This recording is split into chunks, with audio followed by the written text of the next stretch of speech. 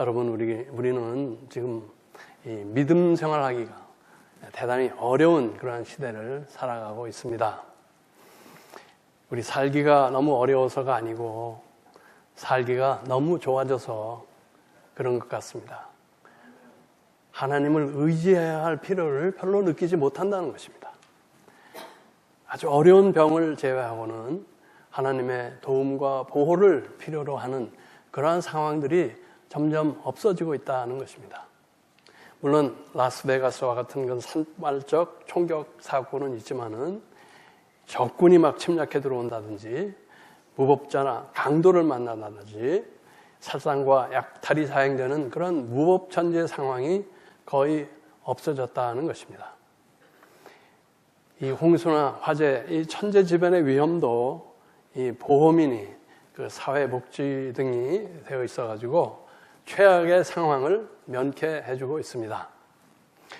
우리가 종종 이 주기도문에 일용할 양식을 주옵소서 하고 기도하지만 우리 안에 절실할 마음이 없는 것이 사실입니다. 집에 가면 냉장고에 먹을 것이 넘쳐나고 있기 때문에 그렇습니다. 이에 더해서 우주과학의 발달은 인간을 달로, 화성으로 보내는 시대가 되었고, 또 의학의 발달은 우리의 인간의 수명을 연장하고 생체를 복제해내고 이 인간의 체질을 개선시키는 것이 가시화되는 그런 시대에 들어가고 있습니다. 인간들이 이뤄놓은 것이 너무나 많고 위대한 것입니다. 그래서 우리는 인간의 의지와 지혜와 능력을 더 믿고 신뢰하게 되는 시대가 된 것입니다. 특별히 자본주의 사회를 사는 우리에게는 이 돈이 우상화가 되어 있습니다. 모든 것을 가능케 하는 현대인의 신이 된 것입니다. 하나님을 믿는다 하면서도 이 돈을 의지하고 돈 앞에 한없이 초라해지는 기독교인들이 얼마나 많은지 알 수 없습니다. 하나님의 크고 위대하심을 실감하기가 어려운 것입니다. 또 사회에 기여하는 이 교회의 역할도 점점 축소되고 있습니다. 사회복지를 정부에서 대부분 떠맡음으로 인해서 세상은 교회가 나와 무슨 상관이 있느냐 하는 질문을 하고 있는 것이죠. 우리 자신도 하나님을 믿고 신앙생활을 한다고 하지만 이렇게 인간 중심, 물질 중심의 세대에서 과연 얼마나 절실히 하나님을 찾고 그를 의지하며 사는지 질문을 해봐야 한다는 것입니다. 우리가 의지하는 것에 과연 몇 퍼센트를 하나님께 두고 있느냐 하는 것입니다. 이 정도의 신앙을 지키다가 마지막 때에 겨우 구원받는 것으로 만족해야 하는 것입니까? 이 정도의 믿음 생활로 우리가 믿는 하나님을 믿음에서 떨어져 나가는 우리의 2세들에게, 이 시대의 일반인들에게 설득력 있게 증거할 수 있다고 생각하시는 겁니까? 어떻게 하면 보다 생명력 있는 신앙생활로 영광스러운 하나님의 모습을 드러내며 살 수 있겠는가 하는 것이 여러분과 저에게 주어지는 질문인 것입니다. 오늘 본문에 보니까 하나님의 기적적인 또 위대한 구원 역사, 출애굽을 체험한 이스라엘 백성도 불과 몇 주 지나지 않아서 하나님을 잊는 것을, 잊어버리는 것을 보여주고 있습니다. 지난주 살펴본 대로 출애굽기 32장에서 나오는 그 금송아지 사건이 바로 그것이었습니다. 모세가 하나님으로부터 계명을 받으러 시내산에 올라간 사이에 금송아지를 만들어 놓고 자기들의 신이라고 하면서 하나님을 저버린 것입니다. 하나님께서 진노하셨고 모세의 결사적인 중보로 인해서 진멸당하는 것은 면했지만 하나님께서는 모세에게 이 백성을 이끌고 가나안으로 떠나라고 말씀하시는 것입니다. 그런데 3절에 보면 너희를 젖과 꿀이 흐르는 땅에 이르게 하려니와 나는 너희와 함께 올라가지 아니하리니 너희는 목이 곧은 백성인즉 내가 길에서 너희를 진멸할까 염려함이니라. 하나님께서 이스라엘과 함께 가지 않으시겠다고 말씀하시는 것입니다. 천사를 대신 보내 그곳 거민들을 몰아내고 너희가 그곳에 이르게는 하겠다. 그러나 너희와 함께 가지는 않겠다. 4절에 이렇게 나오죠. 백성이 이 준엄한 말씀을 듣고 슬퍼하여 한 사람도 자기의 몸을 단장하지 아니하니. 우리들은 하나님이 늘 우리와 함께 하신다고, 또 하나님이 안 계신 곳이 없다고 교육이 되어 있어서 하나님이 함께 하시지 않는 상황을 상상하기가 어렵습니다. 그런데 모세는 그것을 가능한 현실로 심각하게 받아들인 것입니다. 그들의 상황이 그만큼 절실했던 것입니다. 하나님의 동행 없이 그들은 광야의 추위와 더위, 기갈과 굶주림, 맹수와 이방 족속의 위험을 도저히 견딜 수가 없고 급기야는 다 죽을 수밖에 없다는 것을 그는 아는 것입니다. 지난번에도 하나님께 중보의 간구를 해서 이스라엘 백성을 살린 이 모세가 다시 하나님께 간청을 하는 것입니다. 저를 안다고, 저에게 은총을 베푼다고 하시지 않았습니까? 같이 가주셔야 다른 민족들이 우리가 특별한 백성이라는 것을 알아보고 우리를 안 건드릴 거 아닙니까? 하고 또 간구할 때 하나님은 14절에서 한글 성경에서는 내가 친히 가리라 라고 했지만은 보다 권위 있는 원본과 영어 성경에는 나의 임재가 너와 함께 하겠다 합니다. My presence. 내가 함께하는 증거가 너희와 함께 하신다는 것입니다. 모세는 이 하나님의 임재의 증거로 하나님의 얼굴, 하나님의 영광을 보여달라고 다시 간청합니다. 그러면은 안심하겠다고요. 감사하게도 하나님께서 모세의 청을 다 들어주십니다. 단지 모세가 죽을까봐 얼굴을 대면하여 보이지는 않으시지만은 자신의 뒷모습, 그의 영광의 흔적을 보여줬다는 것입니다. 이 하나님의 임재는 모세와 이스라엘 백성에게는 생사가 걸린 중요한 문제였다는 것입니다. 이 하나님의 임재의 증거로 이스라엘이 광야를 지나갈 때 그들의 진중에 모신 것이 성막이었어요. 태버네클이라는 거죠. 성막은 하나님이 함께 하신다는 임재의 의미와 함께 하나님은 쉽게 접근할 수 있는 분이 아니라는 구별의 상징이 되기도 합니다. 하나님의 영광이 이 바깥들 성소, 지성소로 이루어지는 이 성막 안에 제일 깊은 지성소에 있는 법궤 위 속죄소의 두 그룹 사이에 임재하신다고 모신 것입니다. 그리고 이 지성소에는 1년에 딱 하루 대제사장만이 까다로운 정결 예식 후 속죄양의 피를 가지고 백성의 죄를 용서받으러 들어갈 수가 있었습니다. 그리고 그가 나올 때는 모세가 하나님과 대화한 후도 그랬지만은 하나님의 임재를 본 그 얼굴에 광채가 났다고 기록되어 있는 것입니다. 이 구약의 성막 예식은 신약 시대를 사는 우리에게 어떻게 이루어지고 있습니까? 까다로운 절차를 따라서 대제사장만 1년 하루 만나뵐 수 있었던 하나님의 임재가 완전한 속죄양, 예수님의 십자가의 피로 인해서 지성소 휘장이 찢어짐으로 마태복음 27장 51절이죠. 그때 갑자기 성전 휘장이 위에서 아래까지 둘로 찢어지고 땅이 흔들리며 바위가 갈라지고 예수님 구속의 죽음을 믿는 사람은 누구나 담대하게 아무 때나 제사장이나 어떤 중보자를 통하지 않고 하나님의 보좌 앞에 나아가서 죄사함 받고 그의 영광의 흔적을 볼 수 있게 되었다는 것입니다. 할렐루야. 아멘. 과연 어떻게 그렇게 되었나요? 하나님의 독생자 예수님이 십자가상에서 엘리 엘리 라마 사박다니, 다시 말해 나의 하나님 어찌하여 나를 버리시나이까 부르짖으며 하나님의 죄에 대한 형벌의 진노와 하나님이 완전히 떠나시는 그 부재, 처절한 절망과 고통을 우리 대신 겪으시면서 우리의 모든 죄를 대신 지셨기 때문에 그렇게 된 것입니다. 그리고 부활하신 후 우리와 항상 함께 하시겠다고 약속하셨기 때문인 것입니다. 이 예수님을 믿고 구주로 고백하는 우리에게 하나님의 임재는 결코 떠나지 않습니다. 하나님의 모세를 아셨듯 우리는 그분이 아신 바 되고 그분의 은총을 받은 특별한 사람들이 된 것입니다. 모세와 함께 하신 하나님, 예수를 죽음에서 살리셔서 그를 떠나지 않았다는 것을 확증하신 그 하나님이 오늘도 우리와 함께 하시는 것입니다.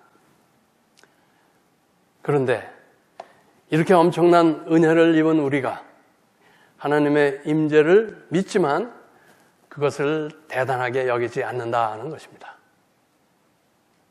모든 문명의 발달과 인간의 성취도 하나님의 임재와 그의 섭리 안에서 이루어진다고 우리가 머리로는 알지만 눈앞에 보이는 인간의 성취에 현혹되어서 그 뒤에 있는 하나님을 보고 느끼지를 못한다는 것입니다. 그래서 그것 없이도 거의 모든 것을 할 수 있다고 착각하고 사는 것입니다. 특별히 하나님이 임재하시고 우리를 만나주신다는 교회에서조차 예배드리는 중에 하나님의 임재, 그 영광을 만나보기가 쉽지 않고 우리가 세우는 많은 계획들을 보면 그곳에 하나님의 임재가 고려되었는지 의심스러울 때가 많다는 것입니다. 그래서 하나님의 임재가 없어도 할 수 있는 그런 정도의 계획밖에는 안 세우게 되고 따라서 그 계획의 성취를 위해서 기도할 일도 별로 없어진다는 것입니다. 또 웬만한 문제를 만나도 하나님 임재 앞에 나오지를 않습니다. 인간의 선함과 지혜와 노력으로 풀 수 있다고 생각하는 것 같습니다. 이런 교인과 교회를 세상은 냉소적으로 바라보는 것입니다. 세상 사람과 별로 다른 것도 없는데 선한 척하고 남을 쉽게 정죄한다고 말이죠. 우리에게 하나님 영광의 흔적이 보여야 할 것입니다. 십자가의 흔적이 있어야만 하는 것입니다. 십자가 사건 이후 성막도 법궤도 제사장도 다 없어졌습니다. 이제 하나님의 임재를 증거할 수 있는 가시적 존재는 하나님의 은혜로 오직 믿음만으로 구원받은 성도들과 교회밖에 없다는 것입니다. 우리에게 하나님 영광의 흔적이 있어야 할 것입니다. 이 흔적은 모세 때와 같이 어떤 발광하는 빛이 아닐 수도 있습니다. 그렇지만 제대로 하나님 영광의 빛을 만난 사람에게는 어떤 흔적이 있다고 저는 확신합니다. 이런 사람은 말을 안 해도, 자랑을 안 해도 사람들이 알아봅니다. 큰 이적과 능력을 행치 않아도 하나님이 함께 하신다는 것을 압니다. 결코 무시당하거나 시비 걸리지 않습니다. 왜 그렇습니까? 죄사함 받고 하나님의 영광의 빛에 쏘인 후 사람들로부터 인정받고 높임받으려는 욕망이 흐려지고 사라졌기 때문에 그런 것입니다. 제가 수요 예배 때 말씀드렸죠. 우리에게 이 오리의 영성이 이루어져야 한다. 오리는 어떻습니까? 비 좀 맞아도 날개짓 툭툭 털면 원상복귀 됩니다. 뽀송뽀송해지죠. 심지어는 물속으로 그냥 푹 잠겨도 솟아오르면 또 털면 그대로.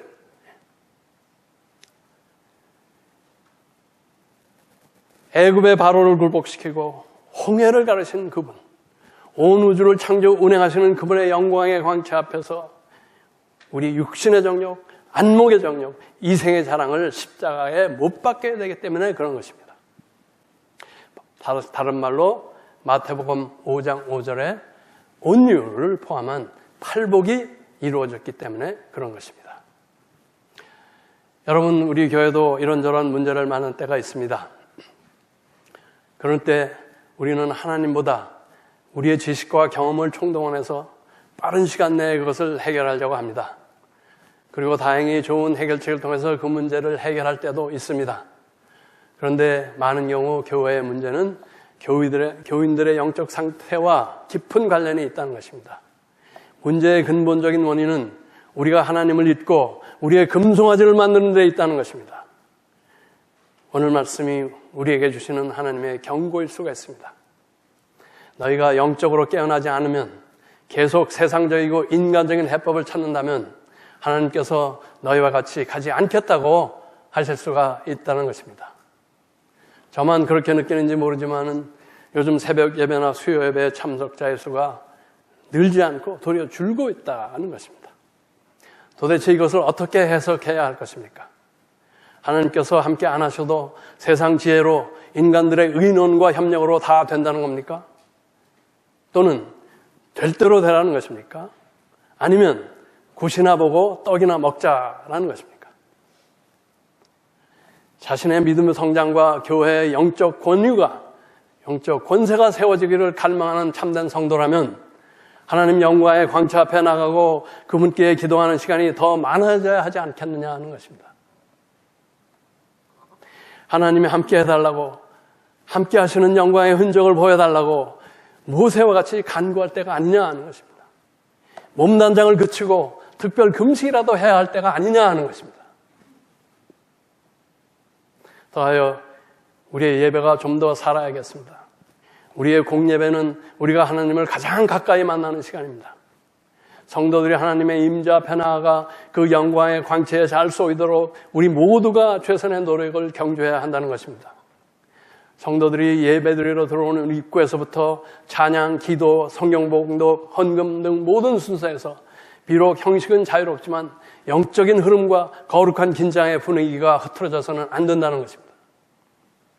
어느 집사님이 말씀하신 대로 기말 시험을 보는 학생같이, 시합에 임하는 선수같이 되어야 할 것입니다. 저는 볼 수 없지만은 또 영화들 때문에 본당과 꼭 같을 수는 없겠지만은 영상 예배실에서도 본당과 같은 그런 분위기를 유지하도록 힘써 주셔야 할 것입니다. 여러분 지금들은 안 하시겠지만은 전에 집에서 조상의 제사를 드릴 때에도 뭐가 잘못될까봐 얼마나 조심하며 격식과 절차에 맞춰서 했습니까? 여러분 우리와 함께 하시는 그분의 임재에 귀하고 위대하고 두려운 것을 제대로 알고 누리시기를 바랍니다. 그분의 임재가 우리와 함께 합해질 때 우리에게 불가능은 없습니다. 우리는 문제를 해결할 수 있고 더 귀하고 위대한 일을 할 수 있습니다. 그리고 남이 보든 안 보든 우리가 그렇게 살 때만이 세상은 우리를 바라보게 되고 우리의 말에 귀를 기울이게 될 것입니다. 우리가 우리 자녀들에게 좋은 본, 롤 모델이 될 수 있을 것입니다. 우리 교회는 여러분 자신도 인정하시다시피 좋은 인적 자원과 여러 가지 은사와 가능성이 많은 교회입니다. 또 그간 하나님의 임재를 드러내신 분들을 통해서 이만큼 안정되고 좋은 교회를 이루었습니다. 그런데 하나님 여기서 멈춰서는 안 된다는 것입니다. 우리가 더 큰 일을 할 수 있다고 말하는 것입니다. 하나님과 더 가까이 동행하며 더 의지해보라는 것입니다. 참으로 믿는 것이 무엇인지 세상 사람들이 놀랄 만한 영광의 흔적을 드러내 보이라고 말씀하시는 것입니다. 하나님의 영광이 우리와 함께 할 때 우리는 세상 사람들이 도저히 불가능하다고 하는 일을 이룰 수가 있다는 것입니다. 그렇게 우리의 미래를 계획하시기 바랍니다. 그렇게 할 때 우리의 생명력 있는 믿음이 하나님의 영광을 드러내게 되고 세상과 우리들의 후손들에게 영향력 있는 생명의 빛으로 비치게 될 것입니다. 하나님 영광의 흔적을 덧입히기 위해 더욱 경건하고 간절하게 예배와 기도로 나오는 우리 모두가 교회 되시기를 축원합니다. 기도하겠습니다. 거룩하신 하나님 아버지, 저희를 받아주시고 용서해 주시고 당신의 영광의 빛으로 비춰주신 것을 감사드립니다. 하오나 저희는 그 영광의 흔적을 드러내기보다는 세상적 자랑과 안녕을 겸하여 추구하는 연약한 신앙의 모습을 드러내며 살았음을 용서해 주시옵소서. 오늘 말씀을 믿음으로 받사오니 저희를 변화시켜 주시옵소서. 성령의 능력으로 저희를 새롭게 하시고 하나님의 영광을 제대로 만나게 하옵소서. 저희를 아시고 은총 베푸시는 하나님 안에서 쉼과 만족을 얻게 하여 주시옵소서. 우리의 미래 계획에 하나님을 포함케 하시고 하나님과 함께 세상이 감당하지 못하는 위대한 일을 이루며 나갈 때 저희를 통해 하나님의 찬란한 영광이 드러나게 하시옵소서. 우리 주 예수 그리스도 이름으로 기도하였습니다. 아멘.